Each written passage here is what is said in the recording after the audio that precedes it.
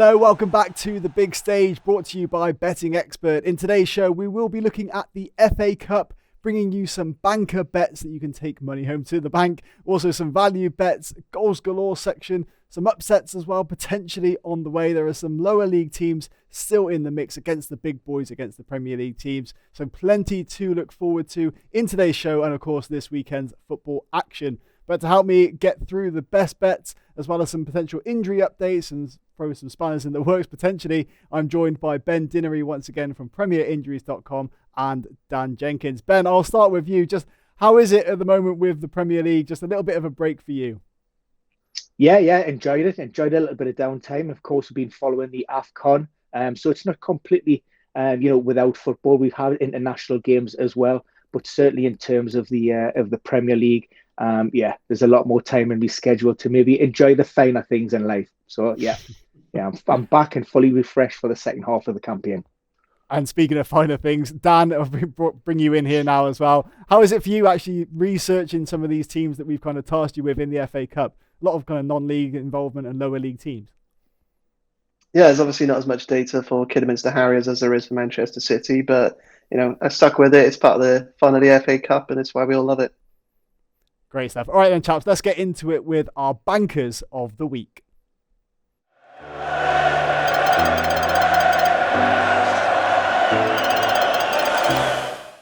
So, Dan, I think we're going to start with you because you've got maybe a bit of a potentially controversial decision here for your banker of the week. Hit us with it. What is it?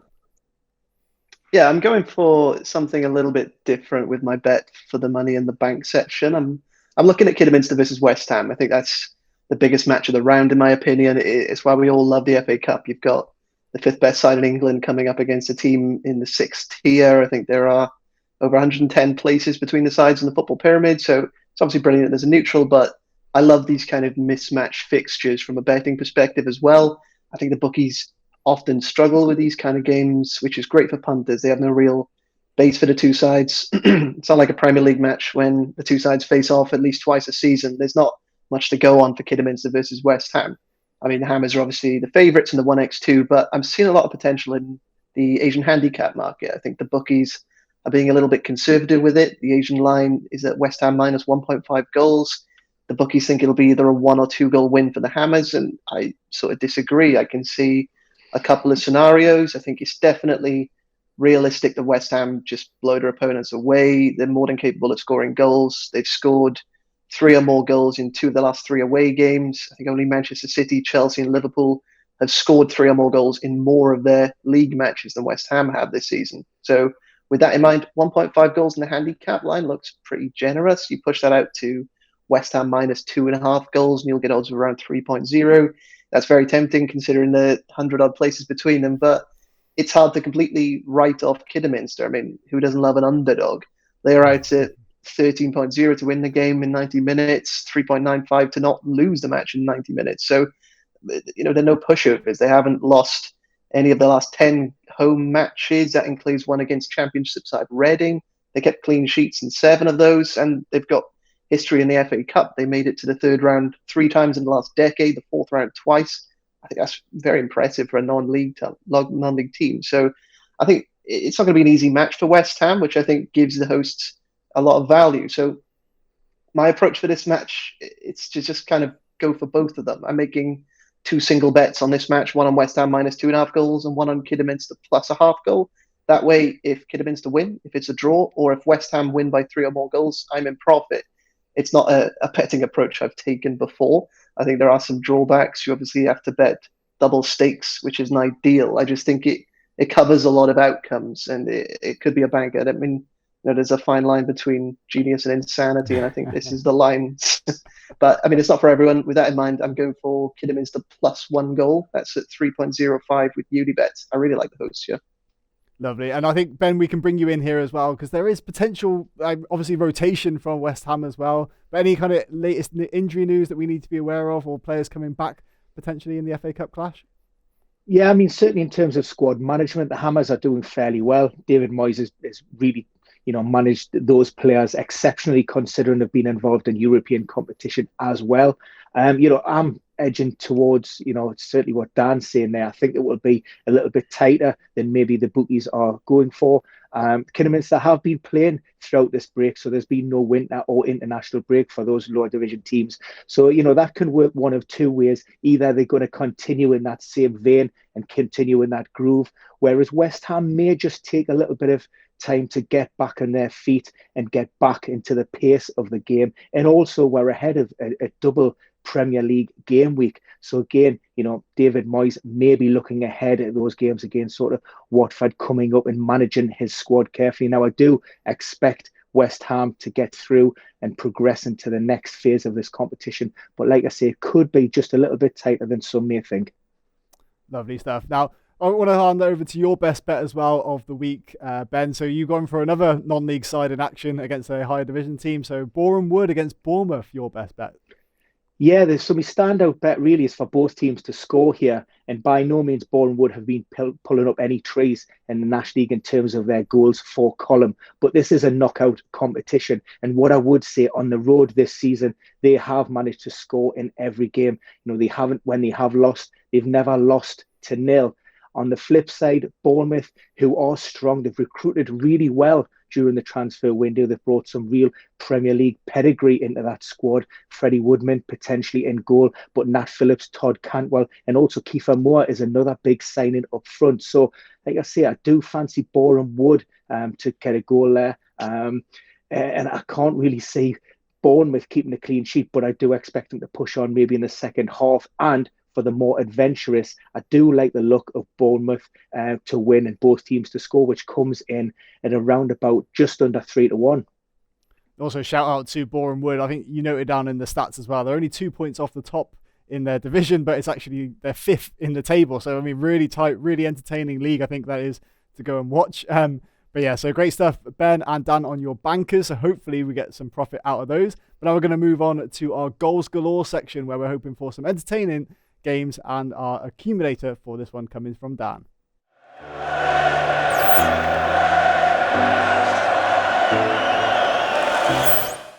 So Dan, I mean, you've alluded to the fact that perhaps the 1x2 markets aren't really given a lot of value when it comes to the big Premier League teams, but talk us through your goals galore bet. Yeah, so I've gone for two games that I think are pretty much shoe-ins for 2.5 goals, and one that I think is being slightly undervalued with the bookmakers. I really like this approach to doubles and trebles, a way of kind of boosting odds.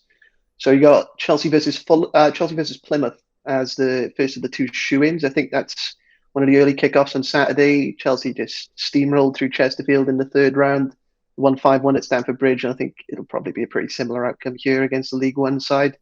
Plymouth will be a tougher test for them. They're going pretty well, chasing the playoffs, but they have come off the boil a little in recent weeks. They're conceding a lot of goals. I think they've led in 10 in their last 4, so Chelsea should make light work of them. Rory isn't here, but I'll give him something to keep him happy. Second shoe-in, I think, is Manchester City versus Fulham. I mean, you've got the second top scorers in the Premier League against the top scorers in the Championship, so you should expect goals. You should expect goals whenever Fulham play. I think they've scored 6 or more goals in 3 of the last 5 games, 23 in total. It's just crazy numbers for Marco Silva's side. Obviously, it's a different test. They probably shouldn't play as open a style of football against Manchester City as they have in some of their Championship matches. City are the best side in the country, and they can do a lot of harm. They've scored 14 in their last 3 at home. It's no surprise, really. I think this one will see a fair few goals, probably both teams getting on the score sheet as well.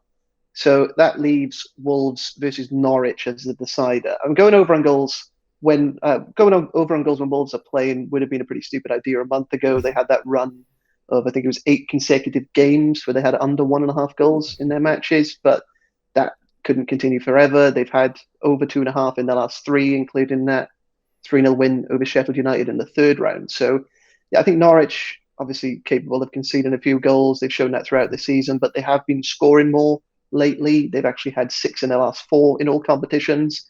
They had a grand total of 0 in the 5 games before then. So I think over on goals in this match is already available at around 2.10 last time I looked, which I think is pretty good value anyway.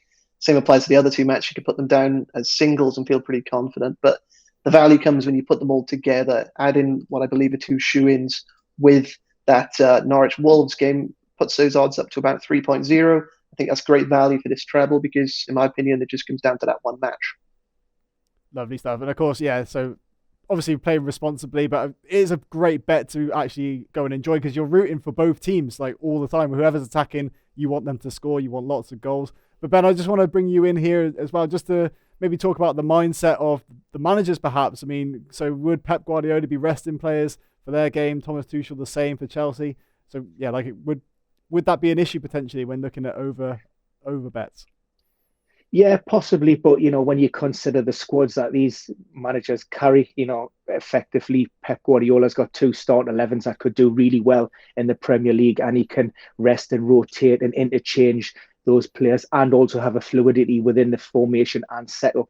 And really, you won't see much sort of change in outputs. You've got those players on the fringes of that starting 11 who will want to come in and make an impression and give that manager a decision for those Premier League games. So yes, there might be a little bit of rustiness, a little bit of sharpness, but once they're over that maybe 15, 20-minute bump, then you can expect those teams to sort of kick into gear. And yeah, even if they're all heavily rotated, their sides haven't been weakened too much.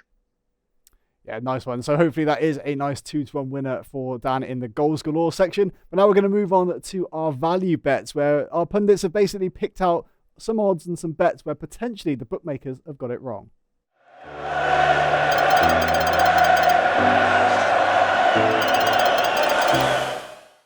So Dan, we'll start with you again, looking at your value bet in this for this round of the FA Cup. Looking at Everton, so obviously a new manager on board, the new manager bounce we've talked about plenty in the past. But take us through your reasoning for this bet. Yeah, I'm going for Everton beat Brentford in 90 minutes. I think that's got plenty of value. It's one of the few all Premier League games in the 4th round this weekend. But it's actually 2 of the bottom 3 sides in the form table over the last 10 games. I think only Watford have taken fewer points than them in that time, but both have struggled with injuries. But I think Everton are coming towards the end of that. And of course, they'll have the new manager, as you said, Joe. Frank Lampard's first game in charge. I think we've had so many managerial changes this season. I feel like a bit of a broken record talking about the new manager bounce, but it is a noticeable trend. We usually see an immediate improvement in results, which Everton desperately need. They've only won 2 of the last 15 games in all competitions. One of them was in the 3rd round against Hull. I mean, injuries do work in their favour, as they say. They've got Dominic Calvert-Lewin and Richarlison coming back, some reinforcements in Donny van de Beek and Dele Alli. I think this will be the start of a slight turnaround in Everton's season, and they look good value to get the win. Brentford, have been struggling for a while. They've lost 7 of their last 9 in all competitions. Their away form was their big strength at the start of the season. They didn't lose any of their first 5 away games, but that's turned around in the last few months. They've only won once on the road since October. That was against Port Vale in the 3rd round. So I think it'll probably be too soon for Christian Eriksen to feature. We'll want to see that immediate improvement in terms of quality. So I think it'll be largely unchanged side. So I think that gives Everton the edge. I think they're out at 2.15 to win the match in 90 minutes, which I think is a good price, especially considering they started the week as low as 2.05 with some bookmakers. So seeing those odds drifting up a bit, which I always like to see. I mean, we'll get into more of this later on when we actually talk about kind of how you pick out the value bets. But what would you say would be the fair price, or what price would you expect Everton to be against Brentford? To win in 90 minutes, I'd probably have it about 1.9, 1.95. I think they're the favourites, and I'd probably be under. Yeah. Nice one. And Ben, to bring you in as well, Dan touched on Christian Eriksen. We'd love to see him back playing as good as he was before, obviously, what happened. But I mean, how much do you think it will impact his abilities to actually come and play full-time for Brentford?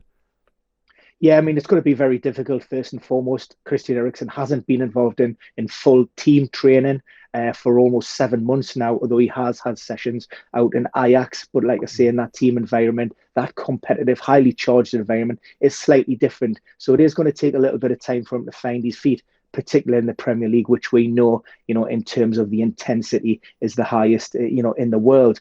But on the flip side, just the arrival of Christian Eriksen and the boost to the club overall. That will lift players up and around him, even if he wasn't on the pitch. So, during these maybe first few weeks, I would expect maybe minutes from the bench and a few maybe cameo roles till he finds his feet.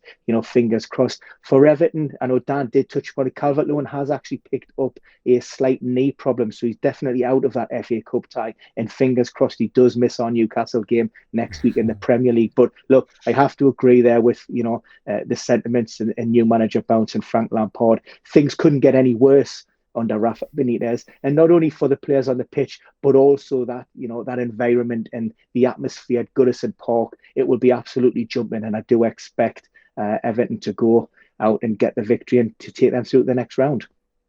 Lovely stuff. Now we're going to move on to your value bet as well, Ben. So we're going to be looking at a Midlands derby that could be a bit feisty as well. So Nottingham Forest against Leicester. What's your bet for it?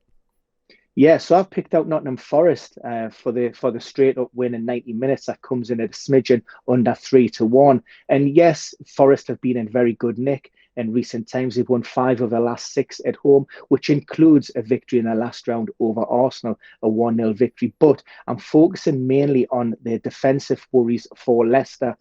Over the last 20 Premier League games, only Watford have conceded more, and I think they've got 16 goals in their last 5. So it's a really porous Leicester defence. Brendan Rodgers cannot really seem to nail down that settled backline, and we know that we've still got injuries to key players like Johnny Evans, although Ricardo Pereira could be back in that squad. So I just want to get, Dan, your reaction to that bet. What do you make of it, Nottingham Forest to beat Leicester? Yeah, I really like it. I actually almost had it down as my value bet. I'd probably go over on goals as well, maybe boost that up even more, go over 2.5 goals, both teams to score, get these better odds, maybe even get it up to about 5-1.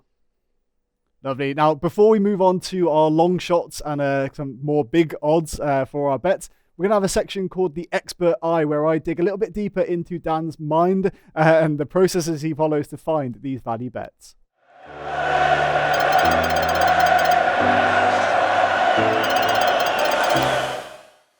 So Dan Jenkins, as a writer for the Betting Expert website, I just want to kind of pick your brain a little bit on how you actually go about finding those value bets. Can you just give us a little bit of an introduction to the process you follow?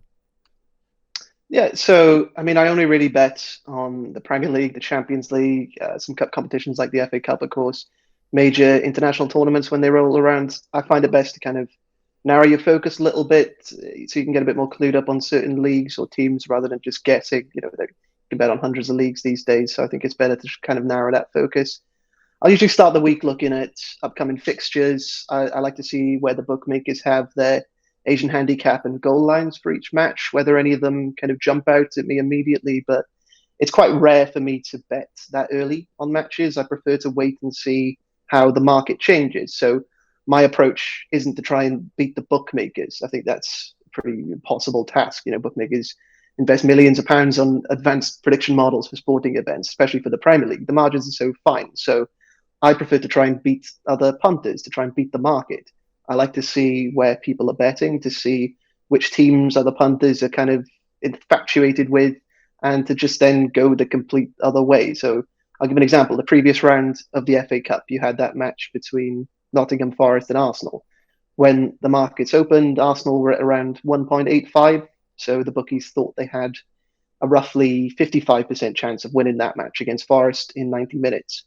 On the flip side, they thought there was a 45% chance of Forest winning or the match ending in a draw.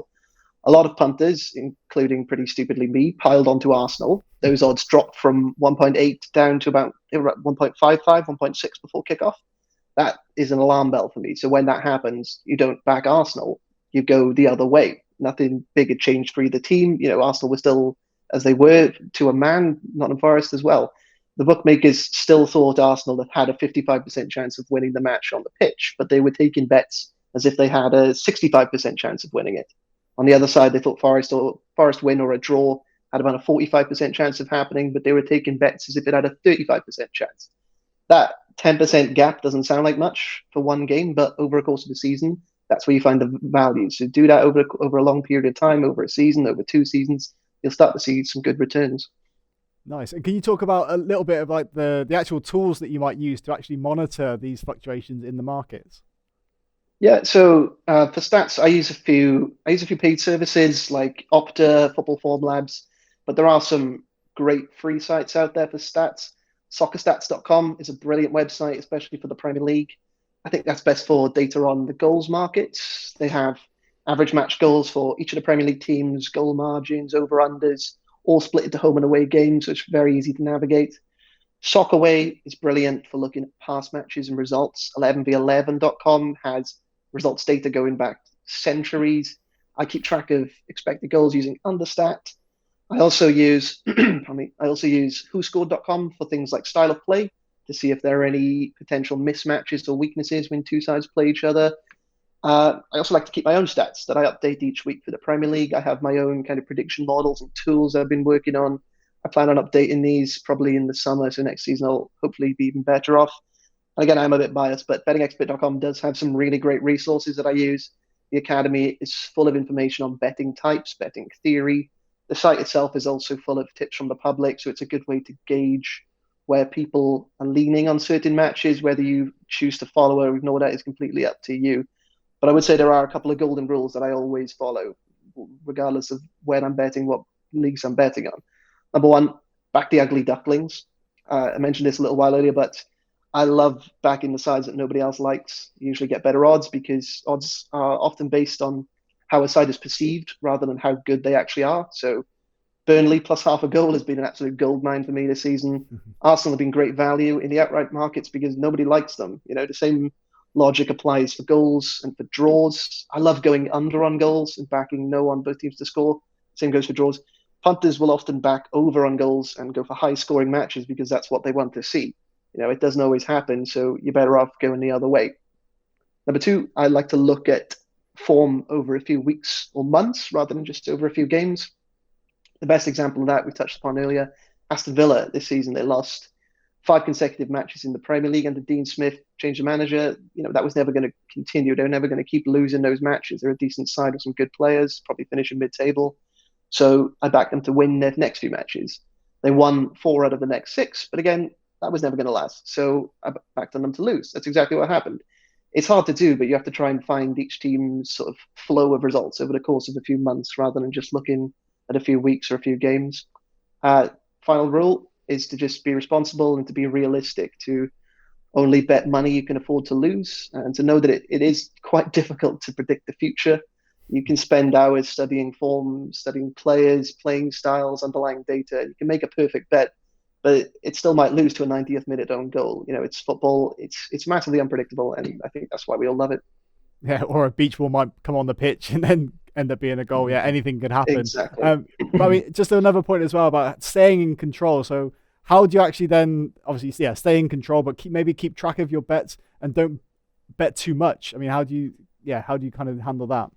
Yeah, as I said, only bet money that you're willing to lose. You know, the second it's in that account, it's written off. Don't expect to spend the winnings before they come in. Try and keep your own sort of data, your own kind of listing of your own deposit history, just so you know how much you're spending and you're not spending money that you can't afford to spend. Obviously, never use credit cards or go into debt to do things. Just take a little bit of money and just consider it a write-off and just use it as a form of entertainment rather than any way to make money, because that's not what it is. I think that's a great way to sum up the final message here from Betting Expert, is always to gamble responsibly, but ultimately have fun with it as well. So Dan, thanks a lot for your insight. We're going to crack back onto the big stage now. We're going to go into more depth on the FA Cup and round off with our long shot predictions.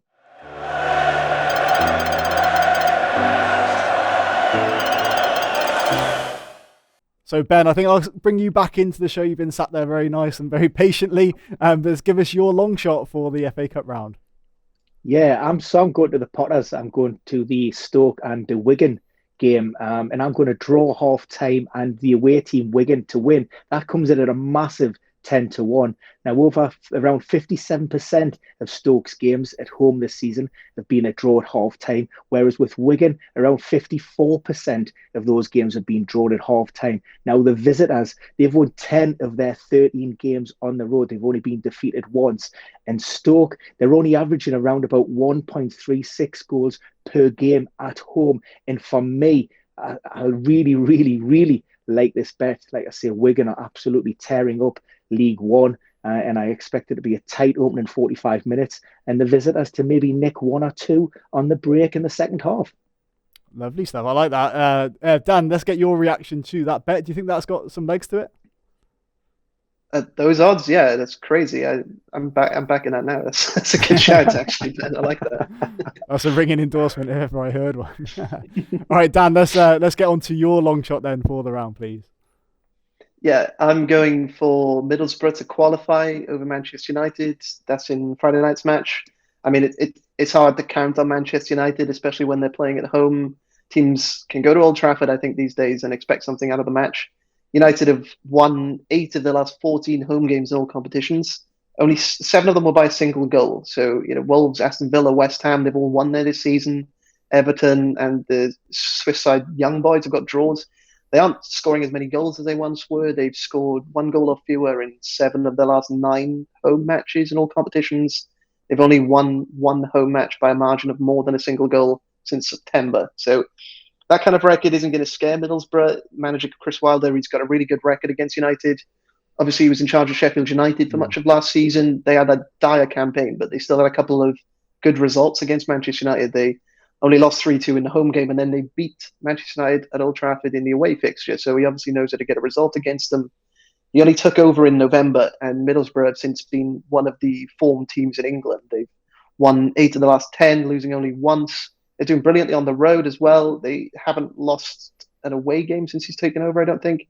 They've won 3 of their 5 away games since he took over. That's more than they won in the 11 before then. It's not going to be an easy game for United. Sheffield don't concede too many goals. I can see them just sitting back, soaking up the pressure and playing in that low block style that I think Manchester United often struggle to break down. Borough, they've got a midfielder called Matt Crooks, who came through the lower leagues. He's a defensive player, but he scored a few goals for them. He's about 6.5 foot tall and just times his runs into the box well. I think he could be a threat. So in terms of the odds, I think Borough are a really good price. I originally saw them at 5.0 to progress, which tempted me, but they're at 6.5 right now to go through, which those odds are drifting, which is good news and provides even more value, as I discussed earlier. Perfect. Well, obviously there's lots going on off the field as well with Man United, so maybe that's even a distraction. Another tick in the box for Middlesbrough. So yeah, great bet. And that wraps it up for our show today. So Ben Dinnery, thanks a lot for your predictions and good luck with the weekend's bets. Dan Jenkins as well, as ever, pleasure to have you on board. And if you want to read up more advice from Dan, then you can head on over to bettingexpert.com and get all the basically the keys to become better at betting. But that wraps it up for today's show. As always, we do ask that you gamble responsibly if you do follow the advice and have fun betting on the FA Cup.